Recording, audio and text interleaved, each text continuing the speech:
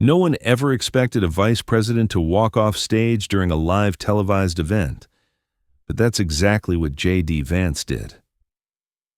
When the crowd in Cincinnati started asking tough questions about the policies he had championed, Vance panicked and abandoned the stage. As he left the building under Secret Service protection, the silence he left behind was deafening. But that silence didn't last long, because that night, Jasmine Crockett was sitting in an MSNBC studio, and when Anderson Cooper asked her what she thought about JD Vance's performance, her response electrified all of America. The Cincinnati Town Hall had been hyped for weeks as Vice President JD Vance's opportunity to reconnect with working-class voters in his home state of Ohio.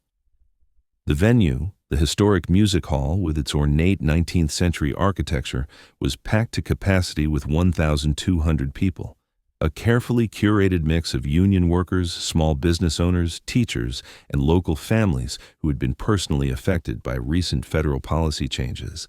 The stakes couldn't have been higher.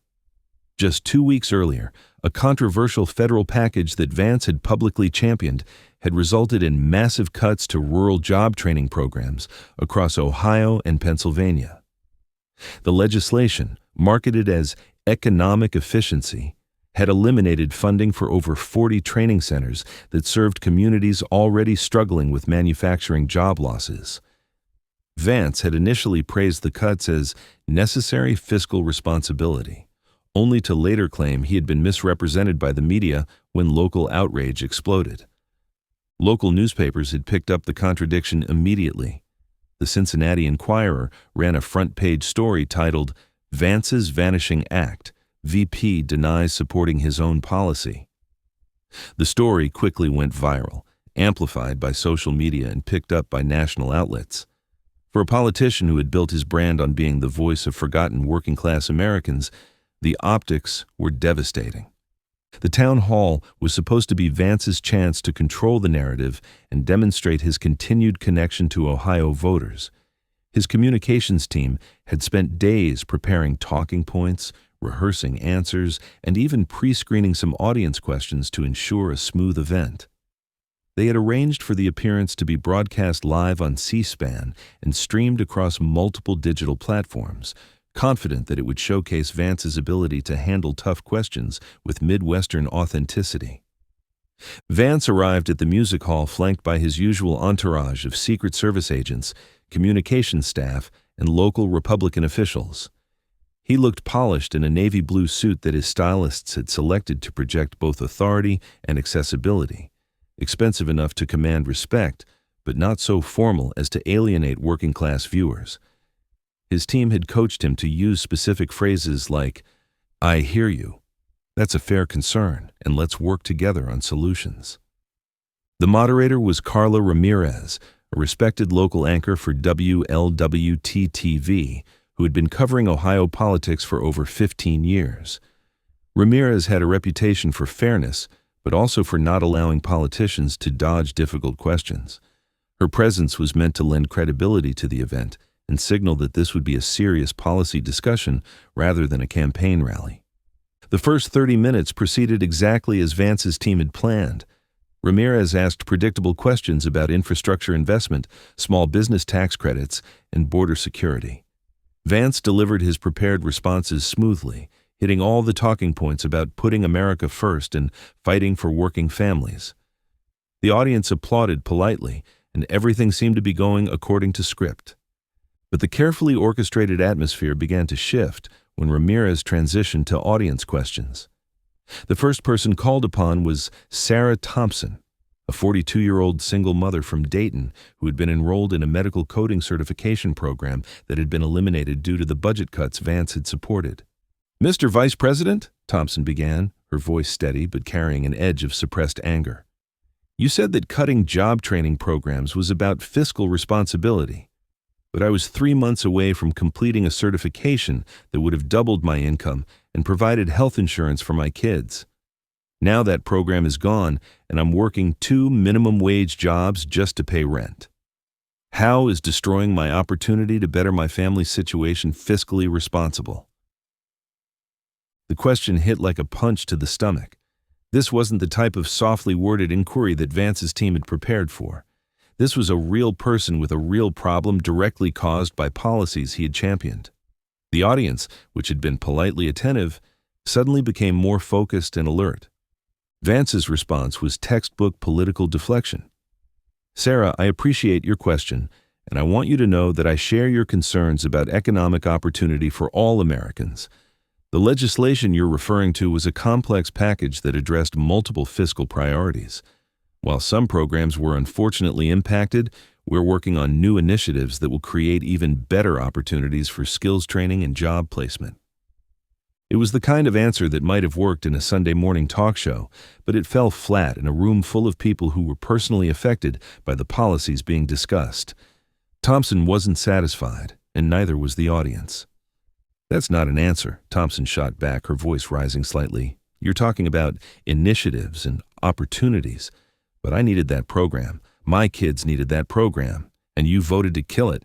Then you went on TV saying it was the right thing to do. Now you're trying to pretend you were misrepresented?" A murmur of agreement rippled through the crowd. Vance could feel the room's energy shifting, and his carefully prepared composure began to crack.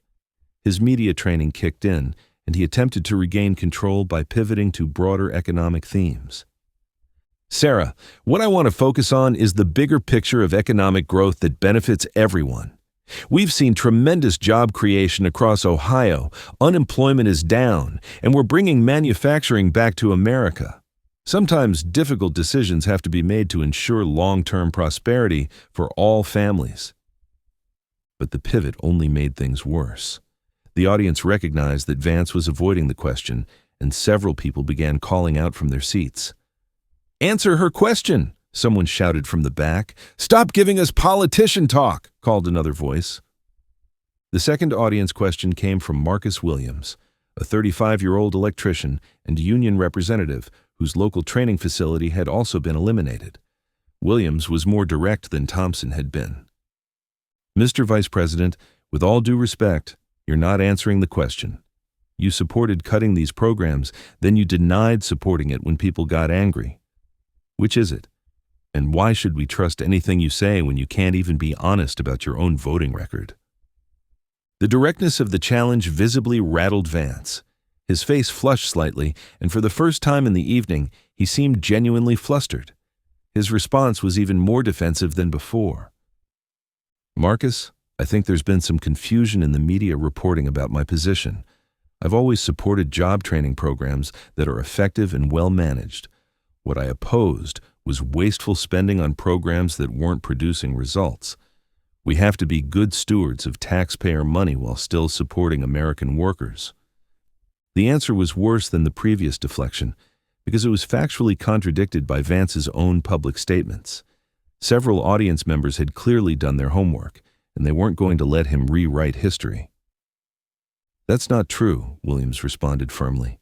"I have the video of you on Fox News 2 months ago calling these exact programs government waste and handouts that create dependency. You said cutting them was tough love that America needed. Are you saying you were lying then, or are you lying now?" The question hung in the air like an indictment. The audience was no longer just attentive. They were actively engaged and clearly frustrated with Vance's evasions. Social media was already lighting up with clips of the exchange, and political reporters in the room were recognizing that they were witnessing something significant. Vance's third attempt at damage control was his worst yet. His voice took on a lecturing tone that came across as condescending, and his body language became defensive. He crossed his arms and leaned back slightly, unconsciously creating physical distance between himself and the questioner. "Look, Marcus, I understand that people are frustrated about change, but we have to make decisions based on data and effectiveness, not emotions. These programs had completion rates below 40% and job placement rates that were even lower. We replaced them with partnerships with private sector employers that will provide better outcomes for everyone."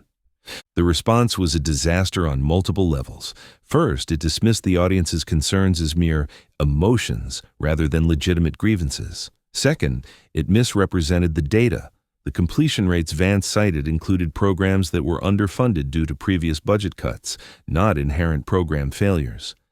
Third, The private sector partnerships he mentioned were still in development and wouldn't be operational for at least 2 years. But worst of all, the response revealed Vance's fundamental disconnect from the people he claimed to represent.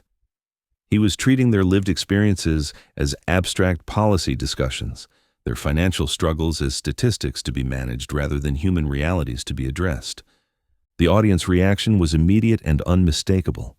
What had been murmurs of disagreement became open expressions of disapproval.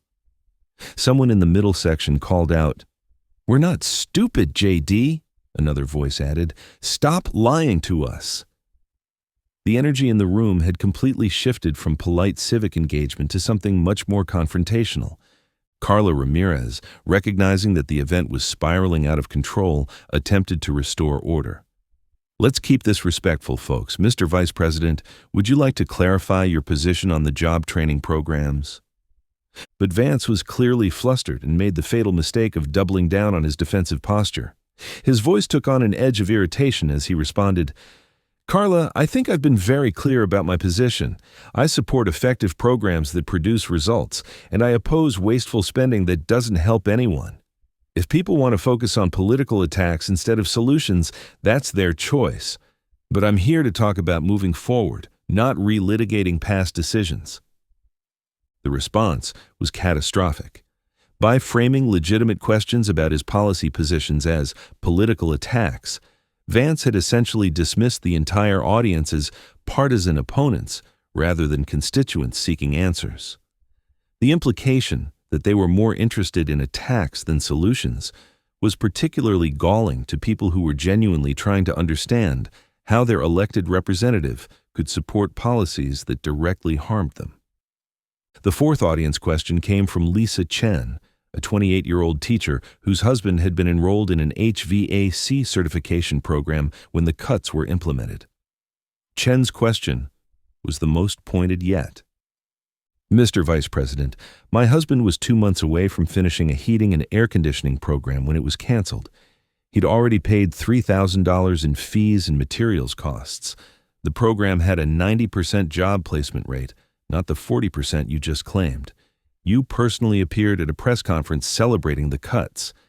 How do you justify lying about program success rates to defend policies that you know are hurting families like mine?" The question was devastating because it was specific, factual, and personal. Chen had done her research, contradicted Vance's misleading statistics, and forced him to confront the human cost of his political choices. The audience knew she was right. Several other people nodded in recognition, clearly familiar with similar situations. Vance's response revealed just how unprepared he was for genuine accountability. His media training had focused on friendly interviews and carefully managed events, not hostile audiences armed with facts. His voice betrayed frustration and a hint of panic. "Lisa, I appreciate your husband's situation, but we can't make policy decisions based on individual anecdotes. We have to look at data across all programs in all regions. Some programs may have had higher success rates in certain locations, but the overall numbers showed significant inefficiencies that needed to be addressed." The answer was tone-deaf in multiple ways. Calling Chen's family's financial loss an individual anecdote minimized their struggle and suggested that their hardship didn't matter in the broader policy picture. The reference to inefficiencies reduced human suffering to bureaucratic jargon. Most damaging of all, the response contradicted Vance's earlier claims about program effectiveness. He was essentially admitting that he had overstated his case while still defending his position. The audience reaction was swift and severe. What had been scattered calls of disagreement became a chorus of disapproval. "Anecdote?" someone shouted incredulously. "That's our lives you're talking about." The room was no longer just frustrated. It was angry. Chen wasn't finished. "Mr. Vice President, it's not an anecdote when it's happening to thousands of families, and it's not individual when you made a policy decision that affected entire communities. You're not answering the question because you can't defend what you did without admitting you were wrong." The direct challenge to Vance's honesty and competence was unprecedented in his experience as vice president. He had grown accustomed to deferent questioning and respectful disagreement, not direct accusations of dishonesty from constituents. His response revealed his inability to handle genuine accountability. Lisa, I resent the implication that I was dishonest about anything. I've been completely transparent about the reasoning behind these policy decisions. We faced difficult fiscal constraints and had to make tough choices. I understand that some people were disappointed, but leadership sometimes means making unpopular decisions that serve the greater good. The response was politically suicidal. By saying he resented Chen's implication, Vance was prioritizing his own feelings over her legitimate concerns. The phrase, "some people were disappointed," trivialized the financial hardship his policies had caused. Most problematically, claiming that cutting job training programs served the greater good suggested that the people affected by the cuts weren't part of that greater good. The audience had heard enough. What started as scattered objections became sustained booing. The carefully managed town hall had devolved into something unprecedented in modern American politics, a sitting vice president being actively rejected by his own constituents in real time on national television. Carla Ramirez made one final attempt to salvage the event. "Folks, let's try to maintain some decorum here. Mr. Vice President, perhaps you could address the specific concerns about program effectiveness and family impact." But Vance was done. The combination of hostile questions, factual challenges to his positions, and sustained audience disapproval had overwhelmed his ability to maintain political composure. His face was flushed, his body language defensive, and his voice carried a tone of barely contained irritation. "Carla, I came here tonight to have a productive conversation about moving Ohio forward, but it's clear that some people are more interested in political theater than constructive dialogue. I don't think this environment is conducive to the kind of serious policy discussion that Ohioans deserve." The words were barely out of his mouth when he stood up from his chair. The audience recognized what was happening. Their vice president was abandoning them because they had dared to ask tough questions about his policies. The booing became sustained and intense. "Thank you for your time," Vance said curtly, though his words were barely audible over the crowd's disapproval. He turned away from the podium without looking back at the audience, walked quickly toward the stage exit, and disappeared behind the curtain where his Secret Service detail was waiting. The silence that followed was deafening. For nearly 30 seconds, the 1,200 people in the audience sat in stunned disbelief. A vice president of the United States had just walked off stage rather than answer questions from his own constituents. It was unprecedented in modern American political history. Carla Ramirez, displaying the professionalism that had made her a respected journalist, addressed the situation directly. "Ladies and gentlemen, it appears that Vice President Vance has concluded his portion of tonight's program. We'll continue with additional programming in just a moment." But the audience wasn't ready to move on. The abandoned town hall had crystallized months of frustration with political leaders who seemed more interested in managing their image than addressing real problems. Someone started a slow clap that gradually spread throughout the hall. It wasn't applause for anyone. It was a collective expression of disgust with performative leadership. Social media exploded immediately. Within minutes, clips of Vance's departure were being shared across Twitter, Instagram, TikTok, and Facebook. The hashtag #Vance Rans Away began trending within an hour. Political reporters who had been expecting routine coverage of a standard town hall found themselves documenting a political disaster that would be analyzed for years. But the real explosion came 3 hours later, when Jasmine Crockett appeared on MSNBC's primetime programming. Anderson Cooper, hosting a special segment on the Cincinnati Town Hall, had assembled a panel of political analysts to discuss the unprecedented event. Crockett, appearing via satellite from Washington, D.C., was the only elected official willing to comment on camera about what had happened. Cooper's question was direct. "Representative Crockett, you've seen the footage from Cincinnati tonight. What's your reaction to Vice President Vance's departure from the town hall?" Crockett's response was calm, measured, and devastating. She looked directly into the camera, her expression serious but not angry, and delivered the words that would be replayed millions of times over the following days. "Anderson, What we saw tonight wasn't leadership. It was the collapse of leadership. When the people you represent ask you tough questions about policies that affect their lives, you don't run away. You answer the questions, you take responsibility, you show up. What JD Vance showed America tonight is that when the going gets tough, he gets going. In the wrong direction. The words hit with surgical precision. Crockett hadn't raised her voice, hadn't used inflammatory language, hadn't made personal attacks. She had simply described what everyone had witnessed and contrasted it with what leadership should look like. The power of the statement came from its accuracy and its delivery. Calm, factual, and devastating. Cooper followed up. Do you think this reflects broader issues with how political leaders engage with constituents? I think it reflects what happens when you're more concerned with managing your image than serving your people, Crockett replied. Those weren't hostile activists in that room tonight, Anderson. Those were Ohio families asking their vice president to explain policies that directly affect their lives. When you can't answer those questions, when you won't answer those questions, you're not representing anyone. You're just performing.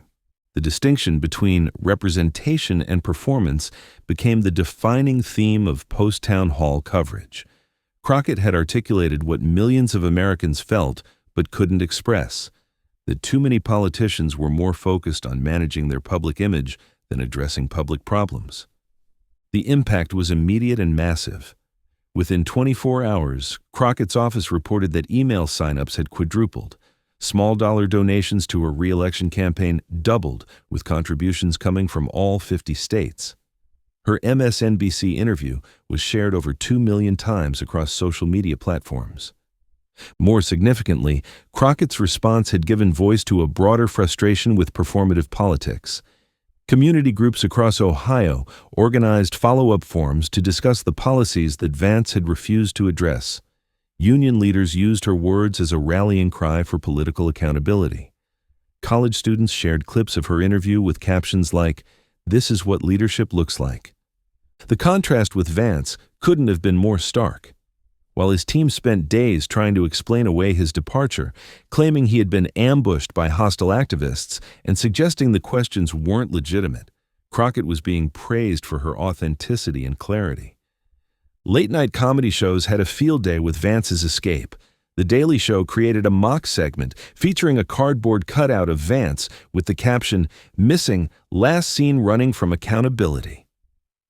Saturday Night Live opened with a sketch of Vance at various public events, immediately fleeing whenever someone asked a difficult question. But the real damage to Vance was more serious than comedic mockery. Polling conducted a week after the Cincinnati town hall showed a significant drop in his favorability ratings, particularly among independent voters and working-class Americans who had been his core constituency. Republican strategists began privately expressing concerns about Vance's ability to handle unscripted situations and uncontrolled environments. The Cincinnati incident also changed how other politicians approached town halls and public forums. Recognizing that audiences were no longer willing to accept deflection and evasion, political figures across the spectrum began preparing more thoroughly for substantive policy discussions and direct accountability. For Jasmine Crockett, the moment represented validation of a political philosophy she had been advocating since entering Congress. Her response to Vance's failure wasn't planned or calculated. It was authentic, which was exactly why it resonated so powerfully. She had articulated a simple truth. Public service means showing up, especially when it's difficult. The long-term impact extended beyond individual political careers. The Cincinnati Town Hall and Crockett's response became a watershed moment in American political communication. It demonstrated that in an era of social media and instant information sharing, politicians could no longer rely on careful message management and controlled appearances to avoid accountability. 6 months after Cincinnati, Vance's influence as vice president had noticeably diminished. He was removed from high-profile public speaking engagements and relegated to more controlled, lower-stakes appearances. His political future, once considered bright, became uncertain as Republican leaders questioned his ability to handle pressure and maintain composure under questioning. Meanwhile, Crockett's national profile continued to rise. She was invited to speak at major Democratic events, appeared regularly on political talk shows, and became a sought-after voice on issues of government accountability and authentic leadership. Her Cincinnati response was studied in political communication courses as an example of how to provide effective opposition without resorting to personal attacks or inflammatory rhetoric. The contrast between the two politicians' trajectories illustrated a fundamental shift in American political expectations. Voters were increasingly rejecting performative leadership in favor of authenticity, direct communication, and genuine accountability. The era of carefully managed public appearances and scripted responses was giving way to demands for real engagement and honest answers.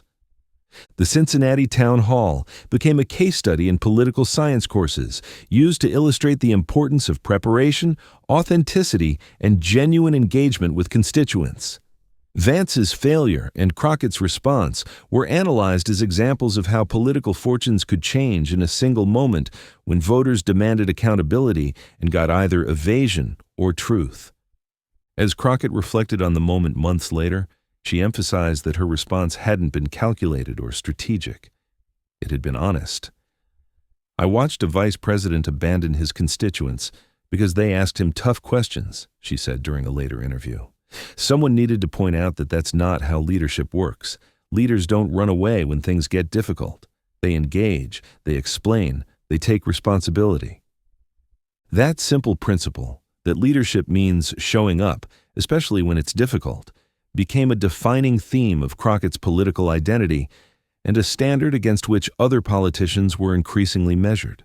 The Cincinnati moment had revealed not just the failure of one politician, but the success of another who understood that authentic leadership means facing tough questions with honest answers.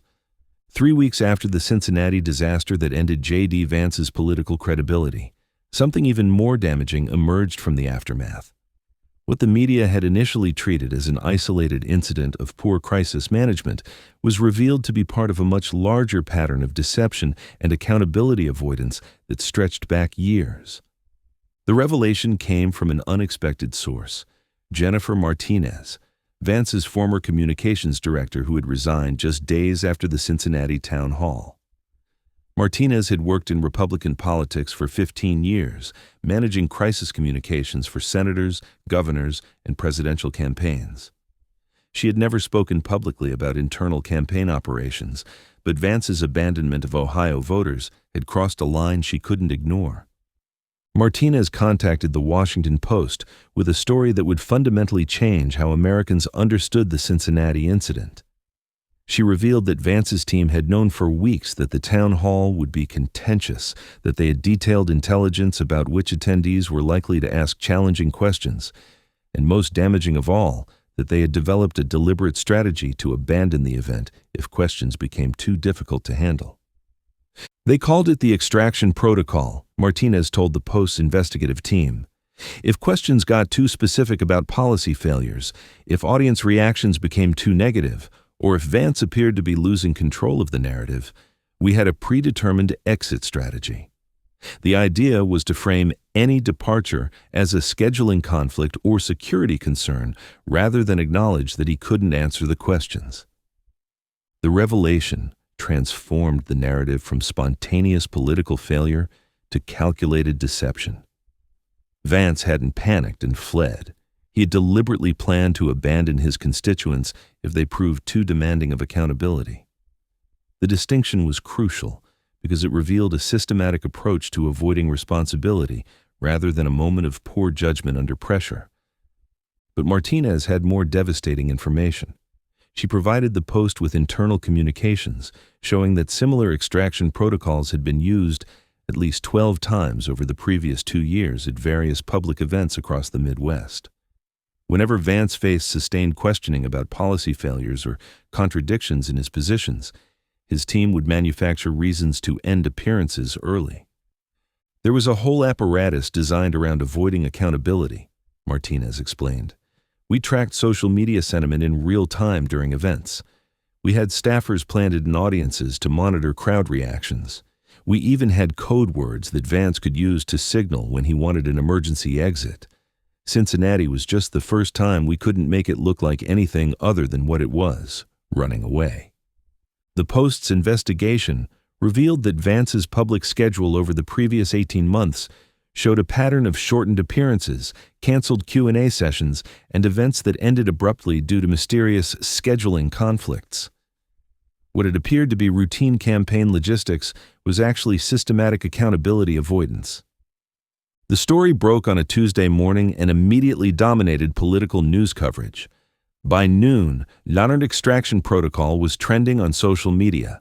The revelation that a sitting vice president had developed institutional mechanisms for avoiding difficult questions struck at the heart of Democratic accountability. Jasmine Crockett, who had become the unofficial voice of authentic leadership after her Cincinnati response, was interviewed by CNN about the Martinez revelations. Her reaction was characteristically direct and powerful. "What Jennifer Martinez has revealed isn't just about JD Vance," Crockett said during the live CNN interview. "It's about a systematic assault on the basic principle that elected officials should be accountable to the people they represent. When you develop protocols specifically designed to avoid answering questions from your constituents, you're not serving them. You're serving yourself." The interviewer, Dana Bash, pressed Crockett about whether the Martinez revelations changed her assessment of the Cincinnati incident. Crockett's response became another viral moment that further cemented her reputation for cutting through political spin. "Dana, it makes Cincinnati even worse," Crockett said, looking directly into the camera. "We weren't witnessing a moment of panic or poor judgment. We were witnessing the execution of a predetermined plan to abandon Ohio voters if they demanded too much accountability. That's not a political mistake. That's a betrayal of democracy." The CNN interview was shared over 3 million times within 24 hours. Crockett's phrase, "betrayal of democracy," became a rallying cry for government accountability advocates across the political spectrum. Even some Republicans began privately expressing concern about Vance's systematic approach to avoiding constituent engagement.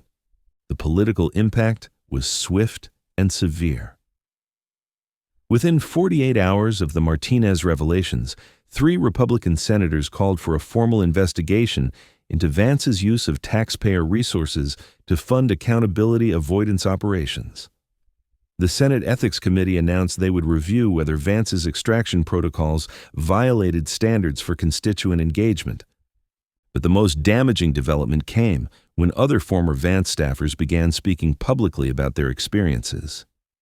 Sarah Kim, a former advance coordinator, revealed that Vance's team maintained detailed files on potential questioners at public events, including their employment history, political affiliations, and personal circumstances that might motivate challenging questions.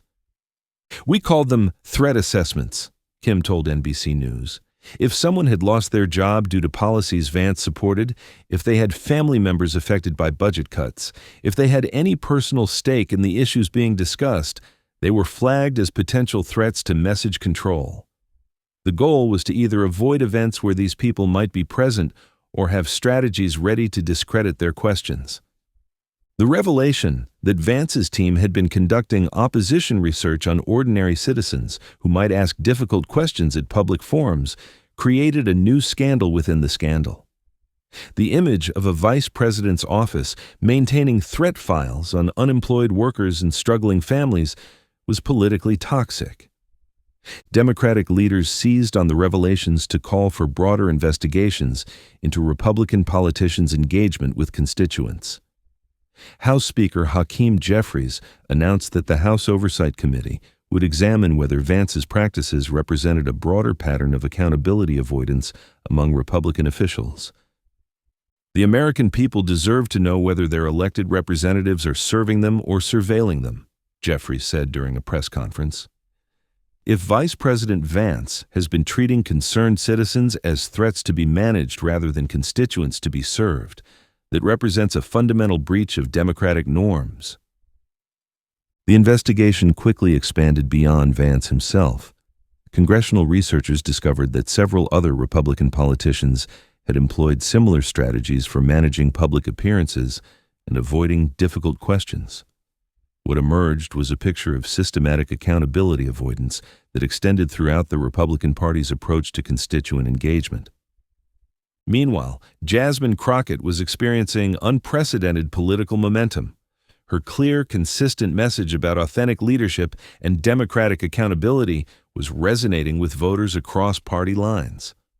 A poll conducted 2 weeks after the Martinez revelations showed that 67% of Americans, including 23% of Republicans, approved of Crockett's handling of political accountability issues. The contrast with Vance couldn't have been more stark. While his approval ratings plummeted to historic lows for a sitting vice president, Crockett was being mentioned as a potential future presidential candidate, despite serving only her second term in Congress. The momentum led to Crockett being invited to deliver the keynote address at the annual Jefferson-Jackson Dinner, the Democratic Party's premier fundraising event. Her speech, delivered to an audience of 2,500 Democratic activists and donors, became a defining moment in her political career. "My fellow Democrats," Crockett began, "we are witnessing something unprecedented in American politics. We are seeing what happens when the basic expectation of democratic accountability becomes controversial, when asking your vice president to explain his policies becomes a threat that requires management protocols." The audience was captivated as Crockett continued her systematic deconstruction of accountability avoidance politics. "But let me be clear about something," she said, her voice rising with controlled passion. "This isn't just about JD Vance. This is about a choice we face as a democracy. Do we accept leaders who treat our questions as threats to be managed, or do we demand leaders who treat our questions as responsibilities to be met?" The speech built to a crescendo that brought the entire audience to their feet. "I believe in a different kind of leadership," Crockett declared. "Leadership that shows up, leadership that answers questions, leadership that understands that when you serve the public has the right to hold you accountable. And if you can't handle that accountability, then you shouldn't be in public service." The Jefferson-Jackson speech was viewed over 5 million times across digital platforms and established Crockett as the Democratic Party's most powerful voice on government accountability. Political analysts began comparing her to other politicians who had used single moments to launch national careers. The speech also marked a turning point in how Democratic leaders approached the Vance scandal. Rather than simply criticizing his specific failures, they began using his example to articulate a broader vision of what Democratic leadership should look like. 6 weeks after Cincinnati, Vance announced he would not seek re-election as vice president in the next election cycle. His statement, delivered through a written press release rather than a public appearance, cited a desire to return to private life and spend more time with family. Political observers recognized the language as standard politician speak for a career-ending scandal. The announcement was met with minimal public reaction, which itself was telling. Vance had become so diminished as a political figure that his departure from national politics was treated as inevitable rather than newsworthy. The man who had once been considered a potential presidential candidate was exiting the stage with barely a whisper. Jasmine Crockett's response to Vance's announcement was characteristically gracious but pointed. "I wish Vice President Vance well in his future endeavors," she said during a brief press availability. "But I hope his departure serves as a reminder that public service is exactly that, service. When you forget that you work for the people will eventually remind you."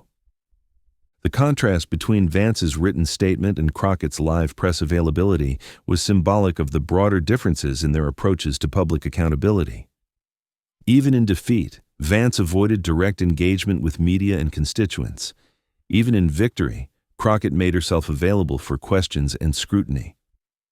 The Cincinnati Town Hall, and its aftermath, became a case study taught in political science programs across the country.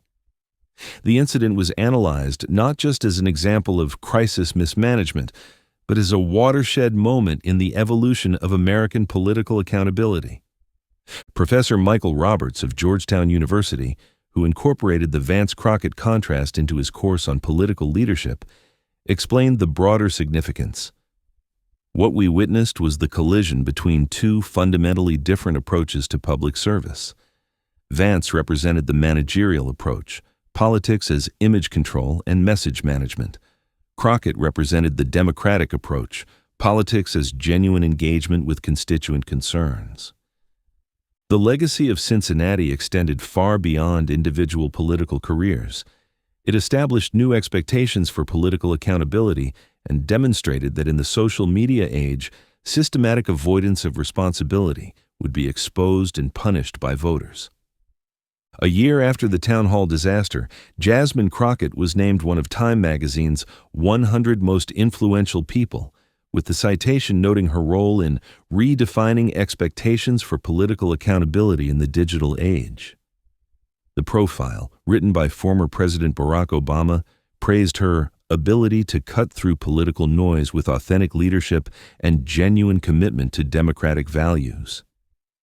JD Vance, meanwhile, had largely disappeared from public life. His post-political career attempts to rehabilitate his image through corporate consulting and occasional media appearances had been largely unsuccessful. The Cincinnati incident had become the defining moment of his political legacy, a cautionary tale about what happens when political leaders prioritize image management over genuine service. The transformation of American political discourse that began in Cincinnati continued to evolve, with Crockett serving as both architect and exemplar of a new standard for public accountability. Her simple principle, that leaders should show up and answer questions, had become a powerful force for democratic renewal at a time when faith in political institutions had reached historic lows. 2 years later, when political historians analyzed the most consequential moments of the decade, the Cincinnati Town Hall invariably appeared near the top of every list. Not because a vice president had walked off stage, though that was unprecedented, but because it marked the moment when American voters stopped accepting performative leadership as acceptable governance. Jasmine Crockett, now serving in the Senate after a landslide victory that surprised even her supporters, kept a simple reminder on her office wall, a photograph of the empty podium in Cincinnati, taken moments after Vance's departure. The image served as a daily reminder of what happens when leaders forget that democracy requires showing up, especially when it's difficult.